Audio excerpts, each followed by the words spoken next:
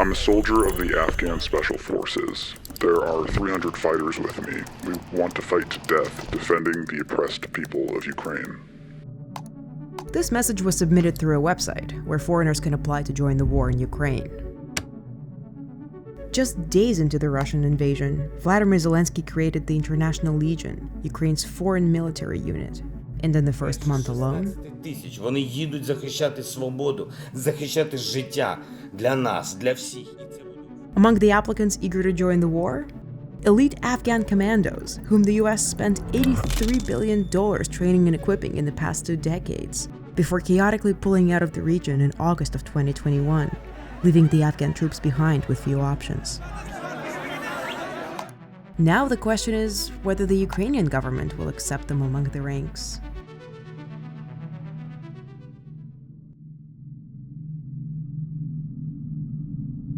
When American government get out from Afghanistan, our government is crushed, rolling by Taliban. Now, situation is in Afghanistan is very difficult. Taliban killing former soldiers. Sergeant Major Kadim spent 15 years serving alongside the US forces in the region. In 2009, he took part in a major offensive against the Taliban and participated in 400 night special combat operations.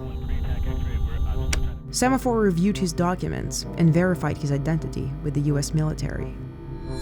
I personally trained the unit that he was in. That was one of the most elite units, one of the most vetted units. It's called the Afghan Reconnaissance Unit. It was super secretive. All of those guys are selected from the cream of the crop. After the US withdrew from Afghanistan, Edwards, a 22-year veteran of the US Army's Special Operations Unit, set up an aid group to help soldiers left behind. We've been working to advocate for these guys. We've helped get a few of them out.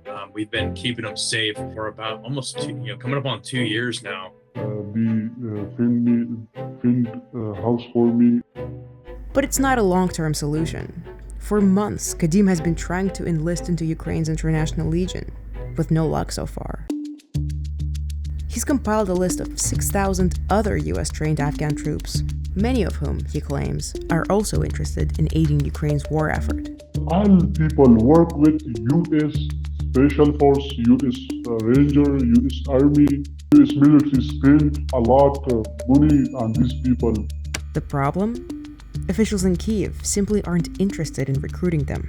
Ukraine is reluctant to be cooperative. That's Ryan Ruth, a US citizen who set up the International Volunteer Center in Ukraine to help connect foreigners to Ukrainian military units. Now I'm talking to over 100 soldiers every day, and pretty much everybody, all of my contacts in Ukraine, they were adamant and pretty much yelled at me every time that I suggested that we bring in Afghans. The Ukrainian government didn't respond to our request for comment, but a source close to the officials in Kyiv told Semafor that their top concern is the question of loyalty in the thick fog of war.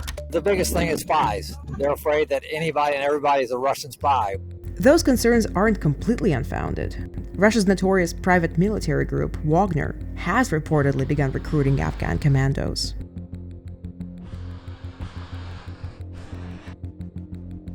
Semafor reviewed these text messages from Afghan soldiers, which tell the same story.